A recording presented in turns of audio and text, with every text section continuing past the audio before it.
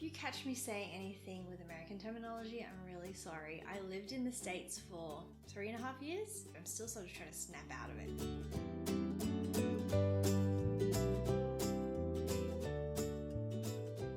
Hi everyone, I'm Katrina Walser from Oliphant and welcome to my YouTube channel. I've been wanting to do this for a while, and so I'm excited to have finally taken the plunge. I really like watching YouTube while I just sit and knit. I find it's really fun to just listen to people talking about knitting while I'm knitting, which I know is a little bit overboard, but I get the feeling that a lot of you like doing it too. For those of you who I haven't met before, my name's Kat, and you can find me on the internet anywhere that has an @ sign. I'm Oliphant Cat, and anywhere where you need an actual name, I'm Katrina Walser. And I am a knitting teacher and designer based in Sydney in Australia. I thought it would be a really fun introduction to me and my knitting journey if I walked you through all of the knitwear that I have in my wardrobe. Sounds like a bit of a daunting task, and it is. I went through my wardrobe and pulled out all of the knitting that I have, and as you can see, it's quite a bit. But I've been knitting since I was 8 or 10, somewhere in primary school. So it's been a little over 20 years. And I think that given that fact, this isn't actually that much, but it's still quite a bit to get through. This is a very small fraction of what I've knit in my lifetime. I've gone in and out of phases of knitting for myself. I knit a lot for my friends and my family, especially my husband and my daughter. And also I used to have a shop, an Etsy store where I sold finished objects, and I don't have that anymore, but that's why a lot of what I've actually knit hasn't been for myself. So this is all of the stuff that I still have that I still wear myself and that actually lives in my wardrobe. I've put everything in chronological order. I thought it would be really fun to walk through my process over the years about what I've actually done and made and what I've kept for myself and I still wear. So I guess we should just get to it because there's quite a lot to get through.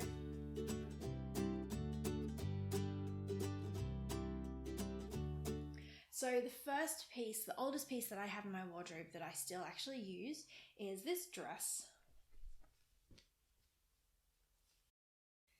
This is Hush Hush by Libby Baker, and it's a pattern on Knitty, and I made this back in 2009, which this dress is over a decade old, which is really interesting actually thinking about it. And this was made from Heirloom Cotton 4-ply. Heirloom, I'm pretty sure, is an Australian brand of yarn. And I'm still really impressed with this dress. It sort of defies all expectations of cotton. I feel like cotton gets a bad rap for being bad for garments because it tends to stretch. But I really like how this is held up. I wouldn't be surprised if it's stretched a little bit because it still fits me and I am not the same size as I was in 2009. So it's probably stretched a bit, but it's still, it hasn't like sagged or anything, and it still fits quite nicely. And so I wear this a lot.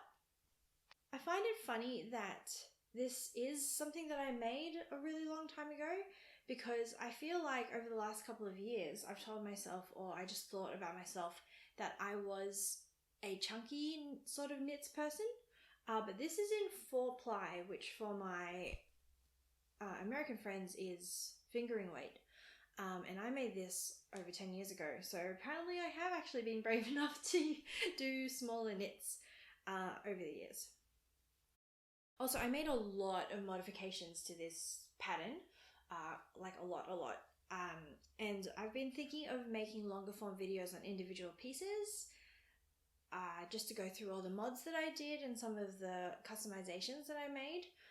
So if that's something you'd be interested in, let me know in the comments, and if there's anything in particular that you see that you like the look of and want to know more about, let me know and I will make a video just about that. Alright, The next piece that I have was probably knit at around the same time as the dress, so 2009, 2010.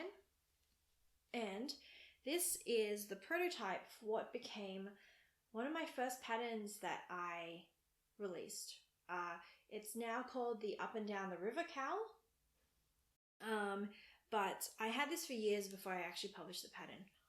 So I'll show you what it looks like on. And so I have some like really fun memories of this because it was the first really fancy yarn that I bought for myself.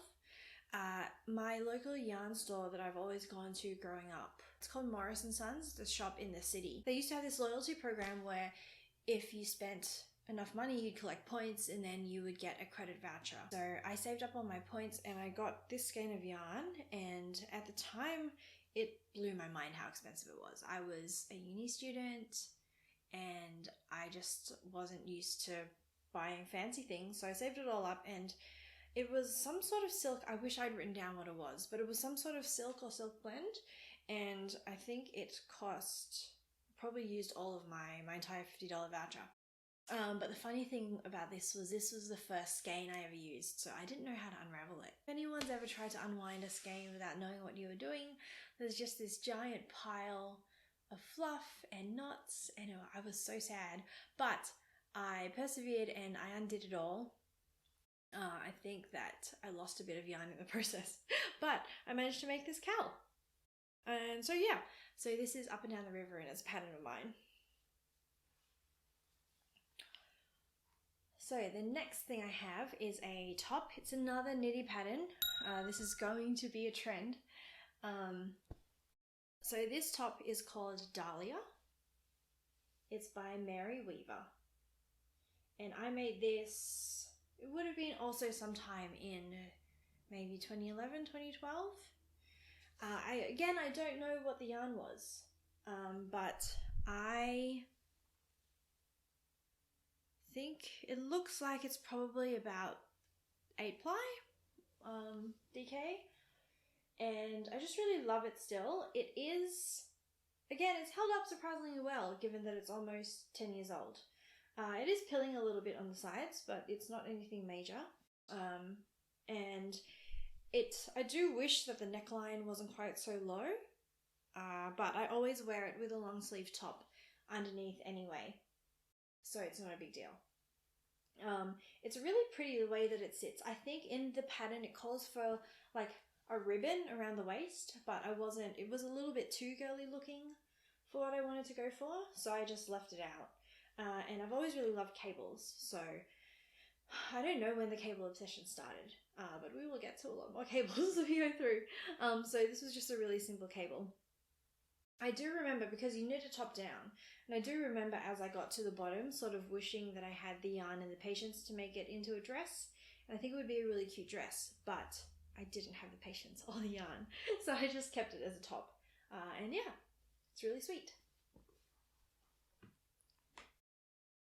Okay, the next pair of mittens I have is probably the first thing I ever designed. Actually, that's a lie. I just said I designed my cowl. But it's one of the earliest things that I made. This is a pair of cable knits that I wrote the pattern for, and I've just never published it. I don't know why. I put a lot of time and effort into figuring out how to make these. So they are fingerless mitts that have a flap up here. And the nice thing about these that I really like is that you start from the bottom, and then once you get to this join here, I figured out a fancy sort of way of splitting so that you made the inside of the mitt in one piece, and then you cast on some extra stitches around here, or you did a row of increases right here, and then picked up to do the flap. So the whole thing's knit in one piece, which is really nice. And hang on, I'll show you what they look like close up. And the thing about this being close up is that you're going to see all the stains, because I really do use these a lot. So they look like this. And they've got this along here. Like, yeah, there's just this sort of invisible line for where the join is. and then it's a flap. And yeah, I've had these again for 8-9 years, and they've kept me warm a lot, so I should really publish the pattern. Let me know if you'd be interested in seeing it. So the next pattern I have, again from Knitty. I told you this was going to be a trend. This is Shroom by Lee Juvan. I hope I'm pronouncing that right. And it's pretty simple, just sort of slouchy hat. But it has a really nice texture. I honestly cannot remember what this stitch is. And it's just this sort of like really cute puff stitch. So this beanie was a revelation because I think it was probably the first project I ever made where I used the yarn that was suggested in the pattern. So growing up in Australia was interesting in terms of knitting. I started really knitting for real when I was in uni in sort of like the early 2010s. It was also after things like Knitty existed, and so I like knit most of my patterns as patterns from the States, and by like designers in America. And because of that, you just learn how to substitute yarn, because there's just really no way of getting all of the yarns that people suggest in their patterns. Just the like brands that we stock here in Australia and the common like easy to get yarn lines are very, very different to what's in America. Before you start any project, there's just this extra step that you have to learn how to do, which is pick a yarn that sort of matches or is appropriate for what you're actually knitting. And so I made this either just after or while I was on a trip to San Francisco, and I just realized that I could buy the yarn that it said on the pattern and not have to think about it, and it was a bit of a revelation. It was actually quite exciting. The yarn is Spud and Chloe Outer, and I think it looks like it's probably about a 12 or 14 ply, so it's pretty chunky.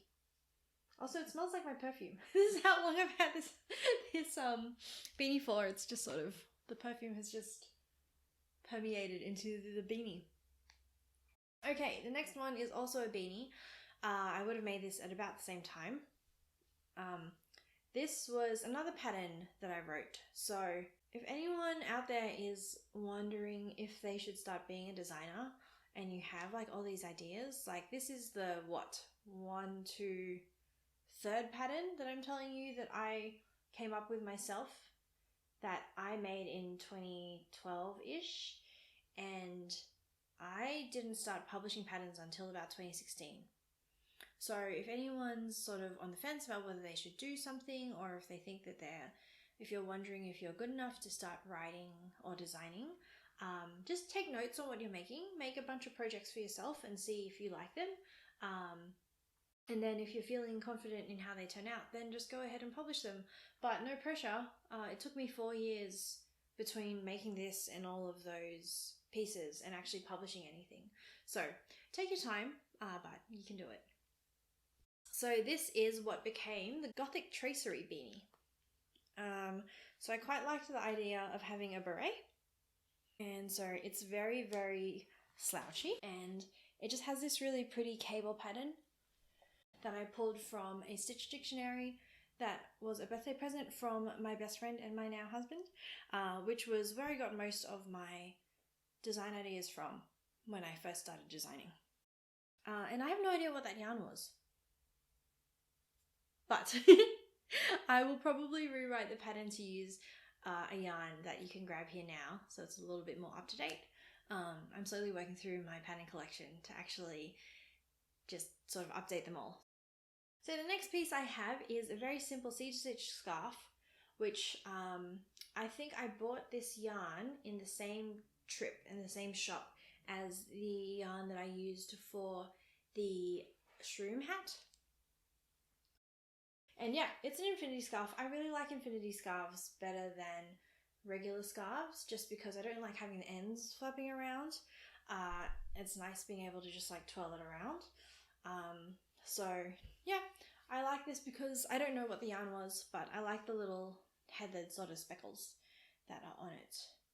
Okay, and then now, so this was This I think I probably made in sort of 2013. So that was like my early journey. Yeah, going from 2009 to 2013, that's all that I have left in my wardrobe. And then I took a big long break because the next thing that I made was my giant cabled blanket. And it's giant. I can't actually pick it up and show you, but I will insert some video of what it looks like. And it was a project, guys. I used to be a strictly monogamous knitter, so I would only ever work on one thing at a time, and this blanket was my work in progress for about 18 months, maybe 2 years. It was just a really, really long project, and it was also the project where I decided I really wanted to learn how to do continental knitting, because I was getting frustrated at how slow I was at knitting, and you will see how much I accelerated once I learned how to do continental. But so that was also a thing that slowed me down. Plus, it was knit in, I think Lincraft called it cozy wool. It's unfortunately discontinued now. It's really hard to find bulky yarn in Australia. Anything over about 12 or 14 ply is just really tricky to find. But it was seasonal. You could only get it in like winter, and I didn't buy enough. I completely underestimated how much yarn it was actually going to take to make the blanket. So it took me quite a while to actually finish. But yeah, I think I knit that for about 2 years. They're essentially long strips. It's like a giant scarf. And there are 12 of them, and I just seamed them all together. And that was a thing that really took forever. The actual knitting was fine. I think all up, the knitting itself probably only took me 6 months. But the blocking and the seaming, I just procrastinated so much. So much. It was not my favorite thing to do. So that's why it took me a really long time. And I have a pretty long break in my wardrobe because all I was doing was making this blanket. But we do still use the blanket. I have had it on every couch since I made it. And yeah, one of the first pictures on my Instagram was of me sewing up the final seams on the blanket when it was like 40 degrees outside, because I finished it in February. So that was exciting. Okay, so after the blanket, the next jumper that I have is this one. And like I said, yeah, I am actually surprising myself at how many very fine knits I have, like how many fingering weight things I have, because I had the dress and now I've got this jumper. And this was the last project that I made before we moved to America. This is Tallulah by Paula Pereira. Again, I hope I'm pronouncing that correctly. And once again, it is a knitty pattern. And it was knit in Morris & Sons Empire 4-ply. And yeah, it's just really pretty. It's got drop shoulders and it's very long and oversized. And it was a lifesaver while I was pregnant because it was one of the few things that would still actually fit me over my pregnant tummy. And yeah, and it's got this cute little buttonhole in the back. That's the neck. And so that is Tallulah. So then the first thing that I think that I made while I was in New York is the Juliet Tee, and this is a kit from We Are Knitters. It is knit in their cotton, and unlike the dress, unfortunately, this has not held up quite as well. When I first made it, the lace eyelet pieces, they formed a nice neckline. So this sort of line here was just this nice sort of like high neckline. And now when I put it on, it's like quite far down. It's just like dragged really far down. Part of it is probably my own fault because I hated seaming so much that I rewrote the pattern to knit it in the round. And given the gauge and how like lovely and slippery this is, because I'm pretty sure it's Pima cotton, it's just stretched out heaps. I think the seams would have really helped it out. If I get time, I might just frog it and remake it because I do really like this top. And the yarn itself is held up fine. It's not peeling and it's not like wearing thin or anything. So it's pretty far down on my list of things to do, but I wouldn't mind remaking this at some point in the future. And that takes me through to the end of 2016. So I will go grab the next stack of knits, which is significantly taller, and that's all the stuff that I made in 2017. Here we are again, and I've gone and gotten all of my knits from 2017. And as you can see, the stack is much, much taller than it was for the entirety of like 2009 all the way up to 2016. When we moved to New York, I started knitting way more than I had been. And there were quite a few like very specific reasons that I started doing that. The first was that yarn was so much easier to come by. And also, you just have no friends when you move. And I know that's a little grim sounding, but it's just the reality of it. It takes a little while to build a social network back up when you change cities. So I was really lucky that I had my husband with me, but it did take a while to build up a friendship network. So we just had a lot more time on our hands than we did when we were in Sydney. And so I filled that up with knitting. And the other reason was that it is so much colder in New York. Like, I think that people would probably laugh at me if you're from even colder climates, but coming from Sydney, which is relatively temperate, like I had never seen snow. At least never lived anywhere where there was snow. Like I had been on holiday to New Zealand where there was snow, but I had never just been in a place where I lived there and it was snowing. And I just hadn't really anticipated how much that would change my wardrobe or how much I'd need to change my wardrobe. And so I feel like all of these things combined meant that I knit up a storm after we moved, which was in sort of April, May of 2016. But a lot of that, especially towards the end of 2016, was knits for my shop. And then that sort of petered out. I did it for maybe 6 months or so, but I discovered that I liked designing much better than actually knitting things.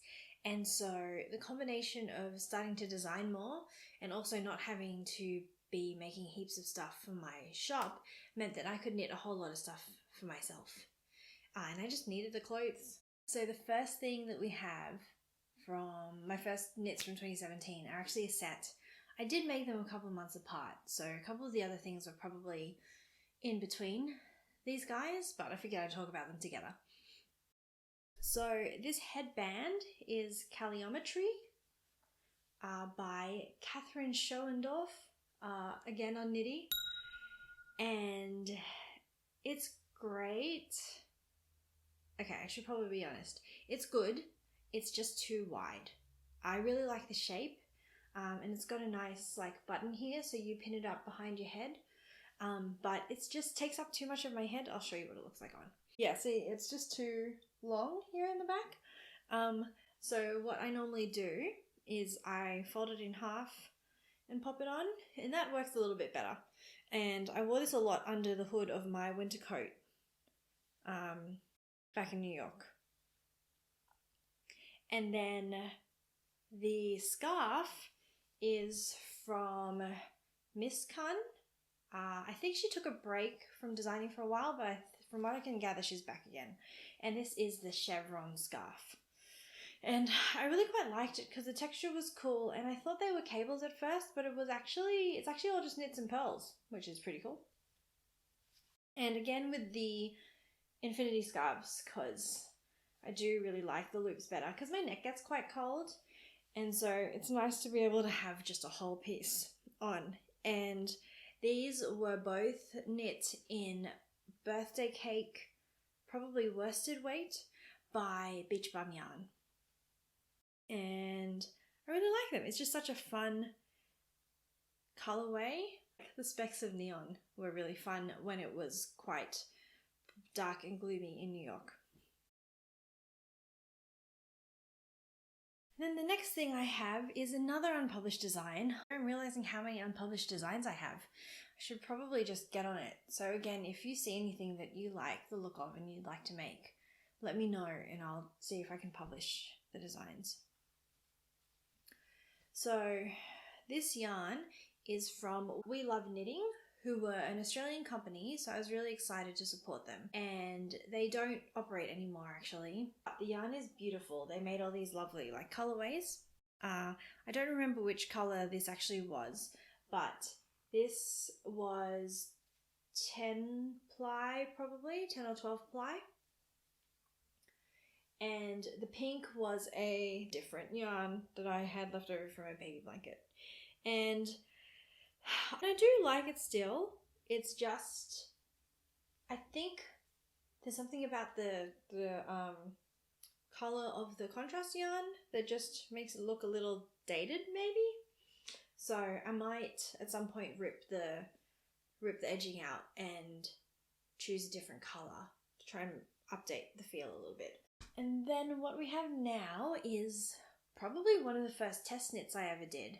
So for those of you who don't know, test knitting is a process where when a designer makes a pattern, they ask a couple of people to try it first before they release it. So this was the Lucia beanie from Little Wanderer Knits, and I just pulled this yarn from my stash. I remember that I had it for a while, but I have no idea what it was. But it's just this gorgeous duck egg blue color that I really, really love. It's just really like fancy looking. And it was also my first time making a double brim, which turns out to be a pretty easy process. The only tricky part is that you have to do a provisional cast on. Well, you don't have to, but in this case you did. So it was a fun new technique to learn. And yeah, it's just like the perfect sort of basic slouchy beanie. I just love how it just sort of sits. So I use this a lot in the winter. So the next thing is what I'm wearing. So this, I have a long history with this jumper. Like a long history with this jumper. There have been many times when I've tried to publish it and I still haven't published it. But my working title for this has always been the necessity jumper, which is because I really needed it because it was so cold in New York. So this yarn is the We Are Knitters Petite Wool, and the pattern was based off of, I'll have to put a link in the description box, but I think it's called the Magic No Fit Raglan Sweater, which is a free pattern on Ravelry, but it is a recipe. So it walks you through basically how to knit a raglan jumper, which raglan, for those of you who don't know, is this sort of shaping where the arms are attached on a diagonal line. And so I took that pattern and I used it as a basis, and then I just went to town. So I made this like lovely wide boat neck here, and obviously I changed the color here at the top, and I added these cables down the side of the arm, and then the cable continues down the side of the seam. I'll pop a couple of pictures up just to show you what it actually looks like. Can't really stand up right now to show it off properly. But I love this jumper, and I really wish that I could publish the pattern, and I will one day, I promise. It's just taking a bit of effort to try and figure out exactly how to do it. It's pilling quite a bit. I do need to try and get at it with my gleaner. Also, top-down sweaters or jumpers will eventually stretch. It's just sort of a reality of life. There are quite a few different things you can do to try and fix that.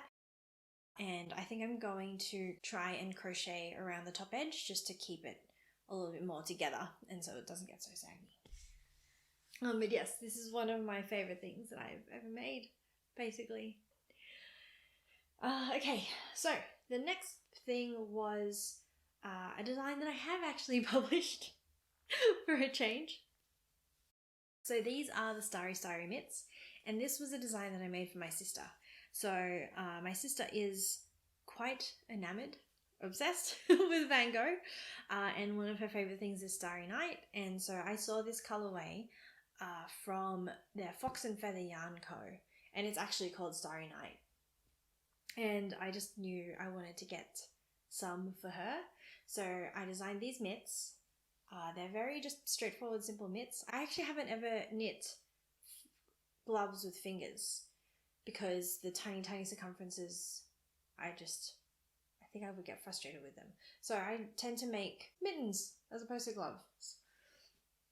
And the pattern doesn't actually have the contrast yarn in it. I just put that in because when I made her mittens, I got a whole pair out, and then I realized that I had enough to make myself a pair if I put this contrast yarn in. So that's what I did. And one of the fun things with this is, I will show you. So if you take a look at this silvery stuff here on the thumb, that is actually conductive thread.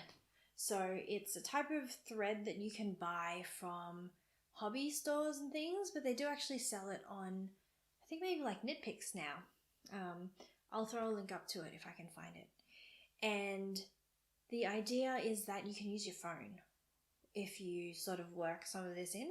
So I duplicate stitched the thread in after I finished knitting, but it sort of works. It doesn't work very well.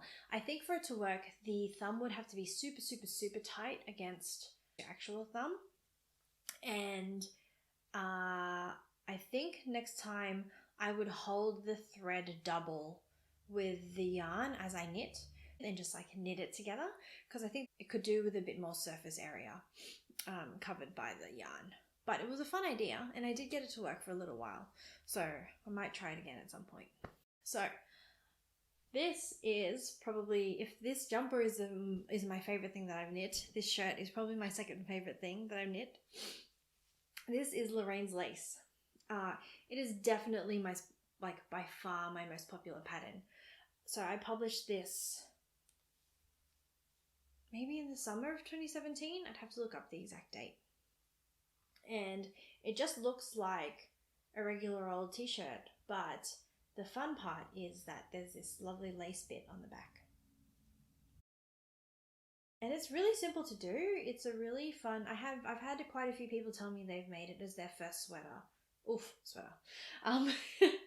Made it as their first shirt, or even just their first garment, because it's pretty simple. I mean, you just like start from the bottom and you knit up in a tube, and then the only really like complicated part is the lace on the back, and it's a really good sort of intro pattern if you haven't knit lace before. And so this is Knit Picks Dishy, which is a 10-ply cotton, and again, it's held up really well. I've worn this a lot, and it hasn't stretched or sagged or anything. But yeah, that's Lorraine's lace. I will definitely put a link to this in the pattern description if you're interested. Oh, not the pattern description, in the YouTube link box thing. Alright, next up is yet another beanie. This is a girl's best beanie, which holds a special place in my heart because it was the first pattern I did in collaboration with an indie designer. Not designer, dyer. So shout out to Sheila if you're watching this by any chance. So this was Bigfoot Fibers Super Squishy Worsted, which is a 10-ply hand-dyed colorway. And it is like, honestly, it was, when I opened the package, it's one of the softest yarns I've ever felt. It's just beautiful. And so this beanie's gotten a lot less love than I thought it would. I really like it, actually. I really like the design and the diamonds and stuff, so it's just never really had that many people download it. I don't really know why. But I really love it. I wear it quite a bit, and it's just like a nice, I feel like a lot of my beanies, especially the ones I made in New York, were very chunky. And this one, because it's, I mean, 10-ply is still quite thick, but it's a little lighter than a lot of them. So I get the feeling I'll get more use out of this here in Sydney than I will some of my other ones. Now, this is yet another test knit. This is the Gradient Fade Cowl by Tina Say. I think this was her first pattern. Tina, you'll have to correct me if I'm wrong. And this was fun because, so you knit 2 strands of 10-ply yarn held together. So this whole section is like one color with 2 strands held together, and then this next section is this color and this color with strands held together, and then this is again one, and then it's the meld of the two, and so on and so forth. So that's how you get the nice gradient effect. And yeah, it's just, I went stash diving and I found, I wasn't too sure, like going from this grey, which was actually the colour from the vest, it was my leftovers that I had from knitting the vest, going from that to this purple seemed a little extreme, but I think it turned out really nicely. I get a lot of compliments on this one whenever I wear it out. So it's nice because depending on which way up you wear it, it can look quite different. So if you hold the white side or the grey side up, then it's like, you know, quite a bit lighter. But if you hold the purple side up, then it just looks purple. So it's nice and, what's the word I'm looking for? Flexible for whatever outfit that you're wearing. And it was a lot of different yarns, but I will throw them up on the screen somewhere.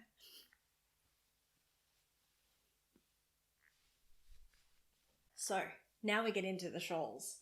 So my thing about shawls, I always thought they were really weird. I was like, why do you want a weird shaped scarf? Just make a scarf. But I finally tried one and I see why people are obsessed with making them, because they're just really fun to make. Which shouldn't be surprising. So this is Maylia from Autumn and Indigo. It's very long and very narrow, and it is a crescent shaped shawl. For some reason, when I first saw the pattern, I thought it was rectangular, so I was quite excited to find a shawl that was just like a rectangle, because that felt more like a scarf to me. But then as I knit it, it turned out it was a crescent shape, so I don't know why I thought it was a rectangle. I think it was probably just wishful thinking. So the pattern is by Autumn and Indigo, who is an amazing dyer. I've done some collaborations with her. There is something that I don't have here. It's a baby blanket, which I was just going through my own wardrobe. I didn't grab everything out of Amelia's wardrobe because then we would really be here for 10 hours. But Claire makes amazing yarn, but the way I found her first was from this pattern because I really like the pattern. And none of this is her yarn. So the blue-green colour is Claudia hand painted. It's her Jasper base. And the black and white is Primrose Yarn Co., which was a special gift from a friend. It was really sweet. She is not a knitter at all, and she walked into Brooklyn General Store, which is a beautiful yarn store in Brooklyn. If you're ever in town, you should go check them out. And she just asked what she should get me. She knows nothing about knitting, but she just told them that she needed a gift, and so they gave her this lovely black and white colorway. I think it's called Inkblot. And yeah, so that's Maylia. I'm not going to put it on. I will throw up pictures of the shawls because I just don't want to spend all this time wrapping them around. So speaking of Autumn and Indigo, this is Claire's yarn, and this was probably the second collaboration I did with an indie dyer, and these are the circle cable mitts, and they were my first time designing with variegated yarn, so it took a while for me to get the hang of the fact that you need to use more simple patterns with more speckly yarns. So that's a nice tip if you're ever working with a variegated or speckled yarn and it's just not working with the pattern that you're working with. It's probably because the pattern itself is too complicated.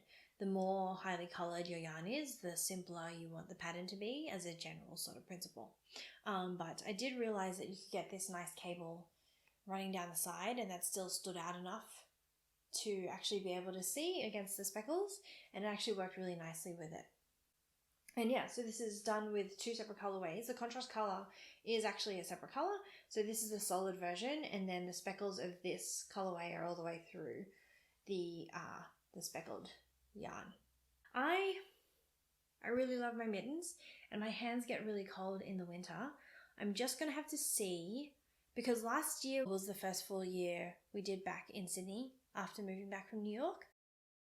And because we didn't leave the house, peak pandemic last year was winter time here. So we just actually didn't leave the house much during the winter. So I just didn't really get a good sense of what I would and wouldn't wear in Sydney. out of my like New York winter wardrobe. So we'll see. I may or may not hang on to the mitts. They might be gifted to friends who live in colder climates, but I do really love them. All right, continuing on the shawls. This is Exordium by Fuse Fiber Studio. The yarn is 2 colorways of Alegria from Manos del Uruguay. I'm really sorry to my South American friends. And yeah, it's just a really lovely shawl. The sections are quite distinct, but they are actually more simple than they look, I think, because it's mostly just garter stitch, and then there's this one sort of lace panel that shows up every couple of sections, and it just looks more interesting than that because the garter stripes make the colors look quite different. And I'm just really happy with the pairing of yarns that I picked for this. I think that the colors just look really nice together, and I think choosing one solid and one variegated yarn was a good move. And it's 4-ply yarn, so it's really nice and light, but because it's so large, it's also very warm, so I really love this one. I had a moth problem.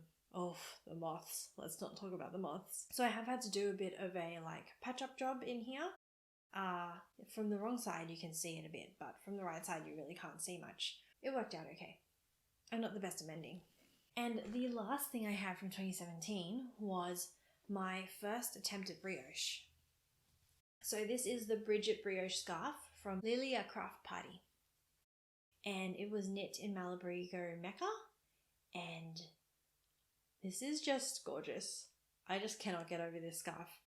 It's just everything all put together. So I was really glad that I found this pattern because it's intentionally written as a first brioche project, and I didn't know at the time that 2-color brioche was so much more complicated than single-color brioche, but I just went for it because I liked how it looked.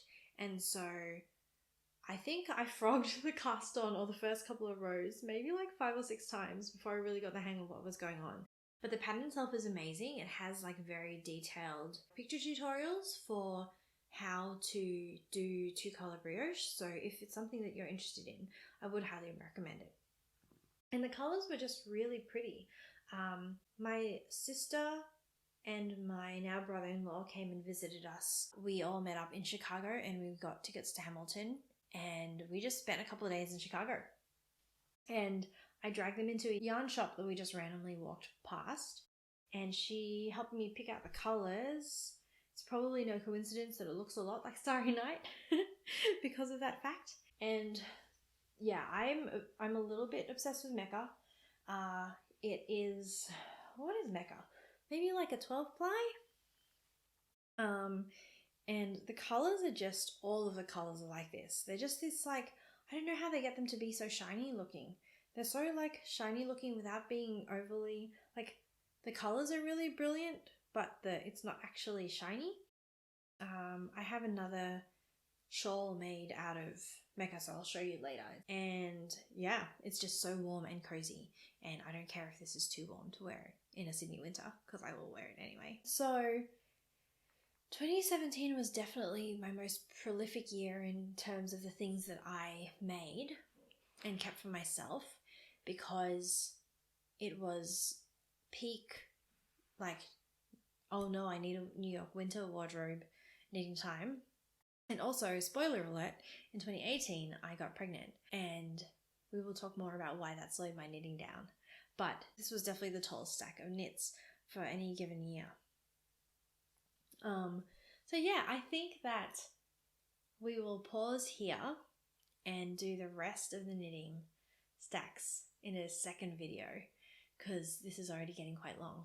So yeah, I hope that was interesting. I've definitely had fun going through all of it myself. If you have any questions, or if you have anything you want to let me know, just leave a comment down below or find me on Instagram. I'm at Oliphant, and I will get back to you as quickly as I can, or try and address it in the next video. So thanks for watching, guys, and thanks for coming on this YouTube journey with me. I'm hoping that there's a lot more to come, and I will see you next time. Happy knitting!